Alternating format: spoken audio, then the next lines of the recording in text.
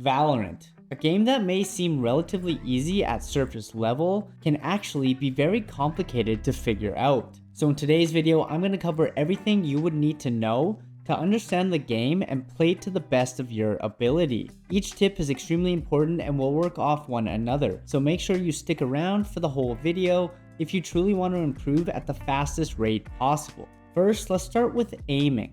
Now, most of you are probably coming from different games like Apex, Overwatch, CS, or Rainbow Six, and unlike these games, Valorant's aiming is a little bit different. For starters, you cannot move and shoot at all.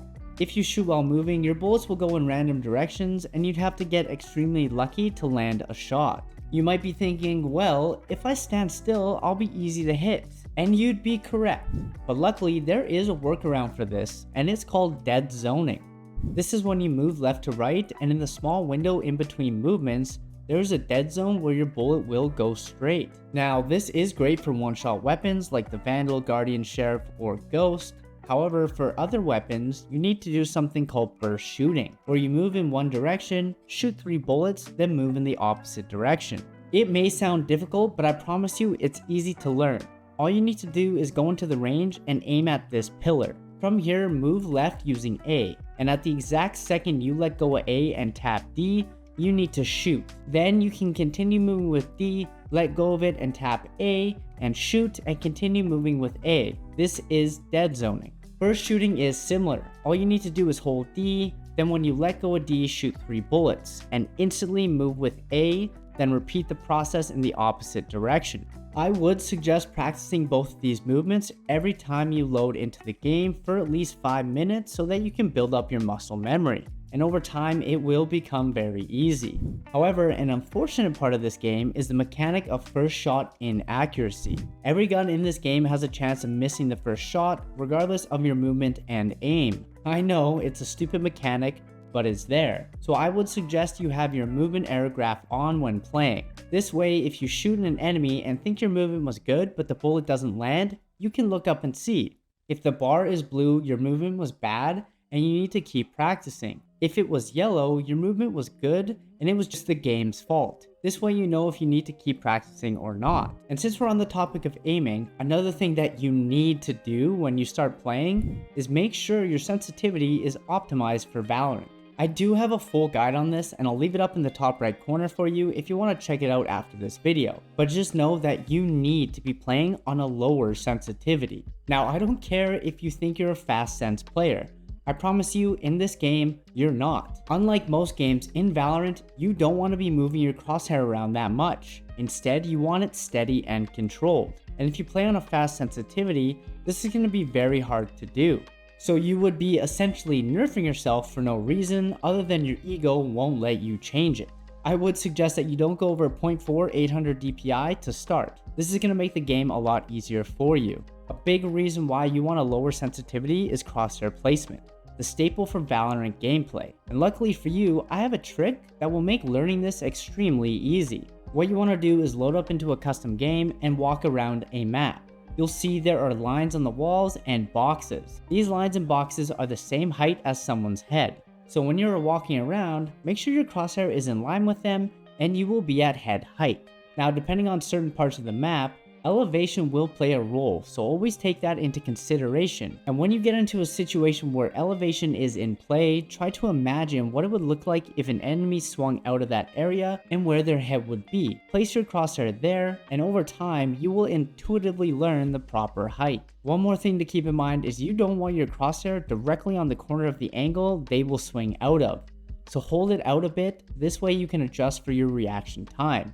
If you do this properly, all you're going to have to do is click when they swing into your crosshair. To practice this more efficiently, run some death matches and focus solely on your crosshair placement using these tips. Another thing to look out for is the recoil on the guns. Each gun has its own recoil pattern, and most guns will begin to RNG after around the first 7 bullets. The recoil pattern of the Phantom and the Vandal are straight up and slightly to the right. After that, it is completely RNG, so you need to pull down and slightly to the left to compensate for the first initial recoil pattern, and after that, good luck. Keeping that in mind, spraying in Valorant should only be your last option, and you should not be doing it that often. You should be sticking to dead zoning and burst shooting and only spray if you absolutely have to and you're stuck in a fight trying to spray transfer. Other than that, do not crouch and spray, stick to moving and shooting, and you'll have a lot better luck in the game. Yo, what's good gamers? If you're enjoying this video so far, consider hitting that sub button. It would mean a lot if you did. If not, no worries. Much love, guys. Also, keep in mind there are only 3 guns that one shot at any distance. They are the Vandal, Guardian, and Operator. The Vandal and Guardian need to be headshots, and the Op needs to be body and up. In Valorant, every gun has a different amount of damage depending on how far away you are. So make sure you take a look at its damage in the buy screen so that you can get an idea of how you should play with it. For example, if it doesn't do a lot of damage at range, don't take ranged fights with it, and vice versa. Also, if you shoot through a wall, your damage will be reduced. So sometimes even the guns listed above will not be a one-shot kill. And now that you understand aiming, we can talk about movement. Remember to never move and shoot, and utilize dead zoning and burst shooting. But you also need to know how to peek properly to take fights. And there are 3 types of peeks that you can do: jiggle peeking, short peeking, and wide swinging. Each one has its own time and place to be used. Jiggle peeking is good for getting info and clearing angles, or trying to get a one tap without being killed when you know where someone is. Short peeking is the most common peek and should be used when taking most engagements to allow yourself the best chance of winning. And wide swinging is the hardest to predict, but also the most dangerous. If you wide swing into multiple people, you will most likely die, so only use it in 1v1 situations, or if you know for sure there's only one person looking at you. In order to perform short and wide swings, you need to follow something called the T protocol. This will allow you to reach maximum momentum when swinging. And it's very simple. All you need to do is make sure that you are 2 steps away from the angle you're going to swing and 2 steps back from the wall, then swing out. If you want to short peek, you need to take 1 to 2 steps out of the angle, and if you're going for a wide swing, take 3 or more steps out.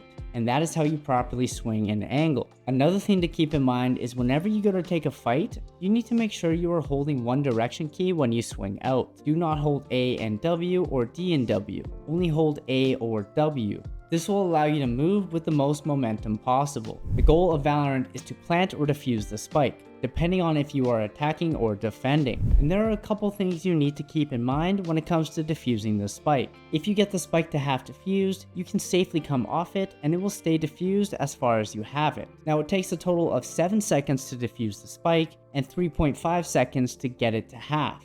And you should use this to your advantage. For example, if you have the bomb planted on attack, you can count in your head when someone taps the spike and peek out just before 3 seconds to see if they are sticking it, and if they are, they will have to get off it. This will allow you to stop them from getting it to half, but keep in mind they may not be sticking, so peek carefully and be ready to fight.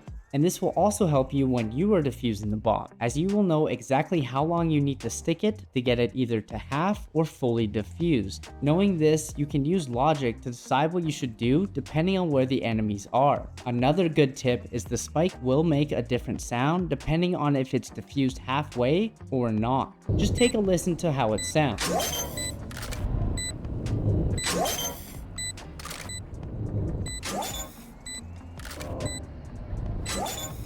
This way you can use your ears to tell if it's halved or not, which can be very useful if for some reason you aren't able to check. When it comes to crosshairs, this is easy. You want one based off your aiming ability. If you aren't very precise, you want a bigger crosshair. If you are very accurate, you want a smaller one. But for most people, a medium-sized crosshair will be perfect.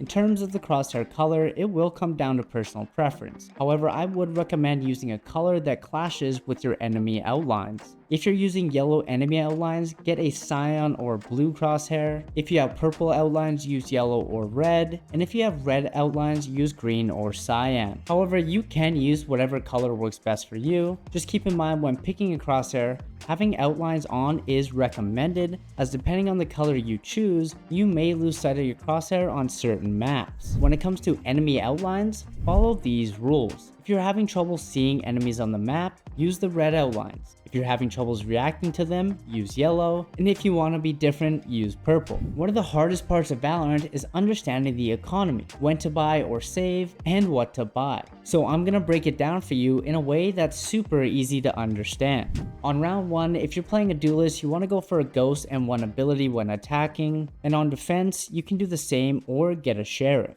If you're playing any other role, you most likely want to get your utility to help out the team. So either get a ghost with some abilities or classic with armor and some abilities. However, if you're playing an ability heavy agent like Sova or Cypher, you may want to go for a classic with full utility. Just keep in mind this is team and player dependent. If you win round 1, you need to full buy.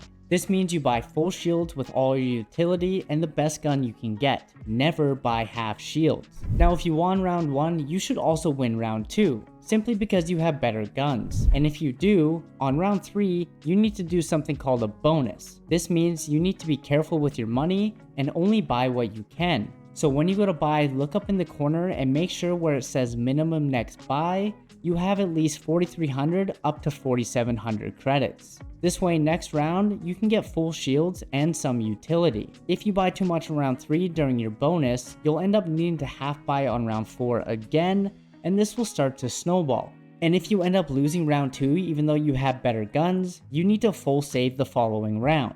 On the other end, if you lose pistol, do not buy anything and full save until round 3. After these key rounds, you're either going to need to save or full buy depending on how the game is going. Now saving is when you don't have enough money to buy everything you need, so you buy the best weapons, armor, and utility you can while having enough to full buy everything the following round. So again, make sure that where it says minimum next buy, you have at least 4,300 to 4,700 credits. And full buying is when you have enough credits in the round to get full armor, either a Vandal, Phantom, Op, or Odin, and your utility. You need to follow these rules for every single round, and always make sure you are buying with your team. If everyone can't full buy, then you guys should all probably save that round so that you can all buy together. Valorant is a team shooter. This means you want to always be playing with your team. However, that does not mean you stand right beside each other. Usually on defense, you will want 2 agents on each site and 1 agent playing mid. And when you're attacking, you will either all want to push together or split push. A split push is where 3 of you go towards the site and 2 of you go down mid to push from the other side. Another rule to follow is always play numbers. What this means is, depending on how many teammates you have alive, you either need to play aggressively and look to get a kill, or play passively and group up. If the enemy team has more players alive than your team, you can split up and get aggressive to try and even out the numbers. However, if your team has more players alive, you need to buddy up with someone and play passive, so that you can play with each other and keep your player advantage. Another good thing to do is understand the maps and different callouts. To do this, you need to make sure that you have map region names and vision cones turned on. And whenever you die, take a look at the map and see where the enemy was that killed you. When you find it, call it out to your team. If you do this over time, you will begin to learn the callouts, and you can call things out when you are alive as well. In terms of settings, map region names aren't the only ones that you need to change. Make sure that your map size is 1 and the zoom is 0.9, and also that you have it set to rotate. A couple other settings you should turn on is raw input buffer, and make sure that low latency is turned to on plus boost. You may also want to turn bodies off so that there is less clutter on your screen. When it comes to the graphic qualities, this will depend on your PC, but I wouldn't recommend going over medium, as there is no need for it and it may cause performance issues. And now let's talk about the elephant in the room. Valorant has 26 agents, and choosing the right agent can be extremely difficult, but it is also very important, and learning them will help you improve at the game at a much faster rate. And because this is such an important and difficult choice to make, I have put together an entire video for you that is guaranteed to help you find your main agent and role. And if you want to watch it, you can go ahead and check out this video next.